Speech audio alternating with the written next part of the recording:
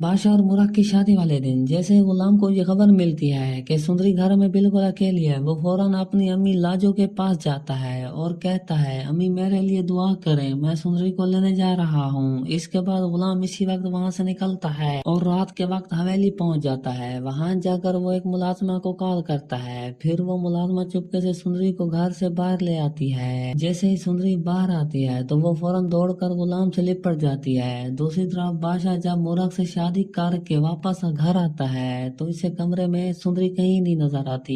ये देखकर बादशाह को शदीद गुस्सा आता है। वो फौरन समझ जाता है कि गुलाम ही सुंदरी को यहाँ से ले गया है। इसके बाद वो काफी परेशान हो जाता है और फौरन सुंदरी का सुराग लगवाने लगता है। तो थोड़ी देर बाद एक मुलाजिम इसे बताता है कि गुलाम आया था और वही सुंदरी को अपने साथ ले गया है। ये सुनते ही बादशाह आग बगोला हो जाता है। वो फौरन गुलाम के मोबाइल की लोकेशन निकलवा कर अपने आदमी के साथ सीधा उसके घर पहुंच जाता है। वहां पहुंचकर बादशाह गुलाम को देखते ही इसे रस्सियों से बांध देता है और सुंदरी को जबरदस्ती अपने साथ वापस ले आता है। अगले दिन बादशाह सुंदरी से कहता है, अगर तुमने मुझसे शादी ना की तो मैं गुलाम की जान ले लूंगा, वो इस वक्त मेरे कब्जे में है। फिर वो खुर्शीद से कहता है कि इसे तैयार करो, आज ही मैं सुंदरी से निकाह करूंगा। इसी दौरान वो मौलवी साहब को भी बुला लेता है, मगर दूसरी तरफ सुंदरी गुस्से में आकर चुपके से जहर पी लेती है। जैसे ही निकाह शुरू होता है तो अचानक इसे चक्कर आ जाते हैं और वो बेहोश होकर बादशाह की गोद में गिर जाती है। ये देखकर बादशाह घबरा जाता है और फौरन इसे उठाकर अस्पताल ले जाता है। अस्पताल में डॉक्टर चेक करके बाहर आते हैं और बताते हैं कि